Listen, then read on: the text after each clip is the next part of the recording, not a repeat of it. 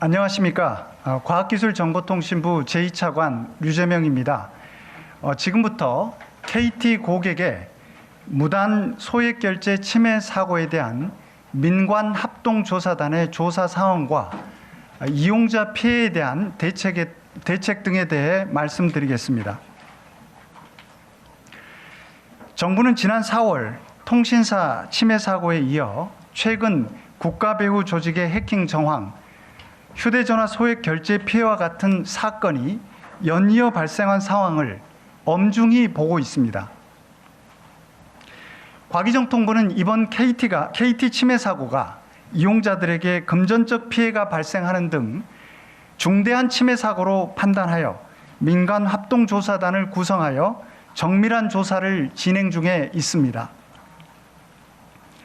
과기정통부는 지난 9월 8일 19시 16분에 KT로부터 침해 사고 신고를 접수한 직후 KT의 자료 제출 및 보전을 요구하고 당일 22시 50분에 KT 현장에 출동하여 사고 상황을 파악하였습니다. 당시에 KT는 이상호 패턴이 있음을 이미 파악하고 9월 5일 03시부터 해당 트래픽을 차단하였다고 밝혔습니다. 당시 이상호 패턴은 이용자 단말의 스미싱 감염으로 판단하여 침해 사고로 신고하지 않았다고 정부에 밝혔습니다. 이후 피해자의 통화 기록 분석을 통해 미등록 기지국 접속을 9월 8일 오후에 확인하였고 당일 저녁에 침해 사고로 신고를 하게 되었다고 밝혔습니다.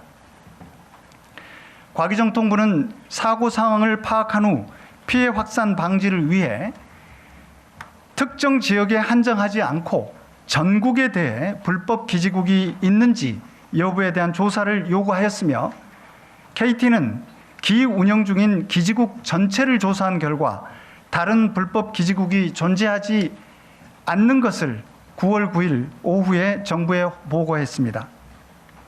정부는 SK텔레콤과 LG유플러스에 대해서도 9월 9일 21시경 불법 기지국의 존재 여부를 파악토록 요청하고 만일 동일한 사안이 확인될 경우 접속 차단 등 필요한 조치를 취할 것을 요구하였습니다.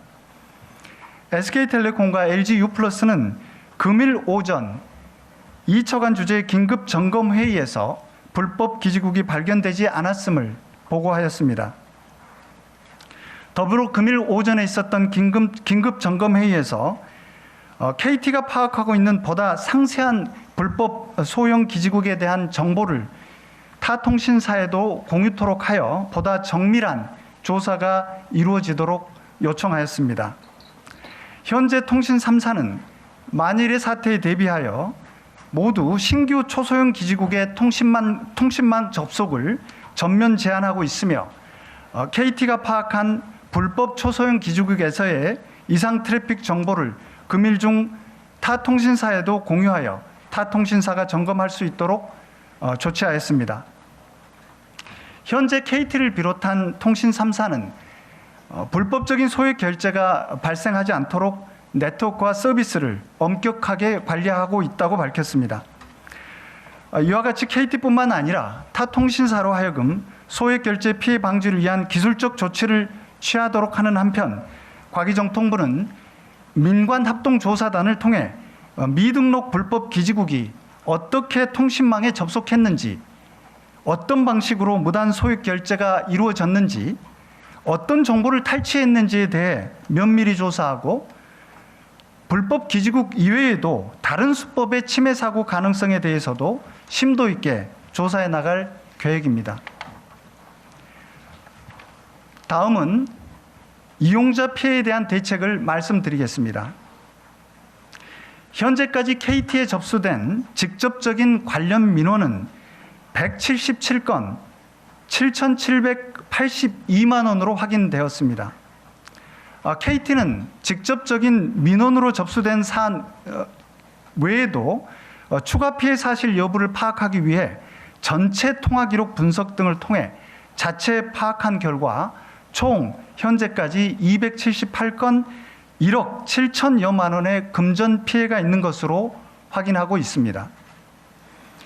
KT는 무단 소액 결제로 인한 모든 피해에 대해서는 피해 금액 전액에 대해서 청구하지 않기로 하였으며, 과기정통부는 타 통신사에 대해서도 만일 동일한 유형의 소액 결제 피해가 발생할 경우 피해 금액을 이용자에게 청구하지 않도록 요청하였고, 통신사들은 이를 수용하기로 하였습니다. 정부는 민관합동조사단을 통해 이번 침해 사고에 대한 원인 분석을 철저하고 투명하게 조사하여 대책을 강구하도록 하겠습니다.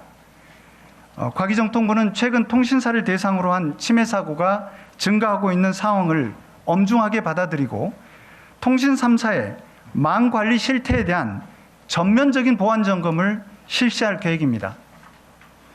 이를 토대로 보다 근본적인 대책을 마련하여 국민 여러분께 발표하도록 하겠습니다.